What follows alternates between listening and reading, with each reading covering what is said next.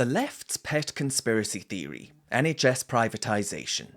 This week, Labour MPs and commentators have waxed lyrical about the Tories selling off the precious NHS, our new religion.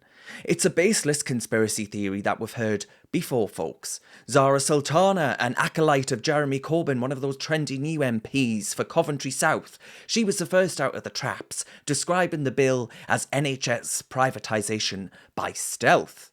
Nadia Whittome MP said they're pushing through a bill that would privatise it, lining their pals' pockets at the expense of patients and health workers. I bet, because the NHS is doing a cracking job at the minute of patients and health workers.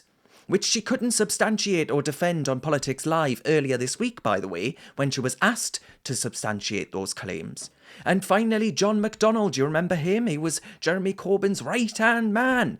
Well, he decried the bill as a huge step in privatising our NHS. If you sat there thinking, hang on a minute, Darren, I've heard this one before, change the record, pet, I'd say, you know what, mate? You're absolutely right. You have heard that one before.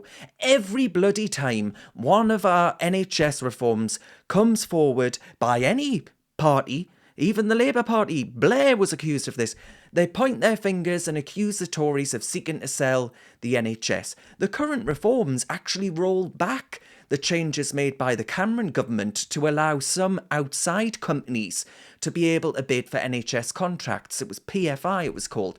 Of course, nobody called out this failed prophecy. It wasn't privatised then, it's not gonna be now. Just as they don't every time some climate change target is the latest call of doom and gloom. The fact of the matter is, folks, were the Tories to try and sell the NHS, there'd be no buyers. It's expensive as hell. It's what, 44%, I think, at the latest figure. I could be wrong on that. For about 44% of our government spending. That's almost half. All of it going into the NHS, the bottomless pit. It's had billion after billion, and there calls for more. It's ever hungry, this thing. It's like the James Corden of the international healthcare systems. And if you consider the patient outcomes and NHS waiting times and staff satisfaction and all these other things, the NHS is an international pariah. It wouldn't be bought up, snapped up by private investors. So nobody's called out this failed prophecy in the past, just as they didn't after the Cameron government didn't sell off the NHS. We didn't as soon as we left the EU. Apparently we were going to sell it to Donald Trump. Well, that didn't happen. It's utterly cartoon. And it'll no doubt happen again and again by this utterly uninspiring clown class of MP and commentators.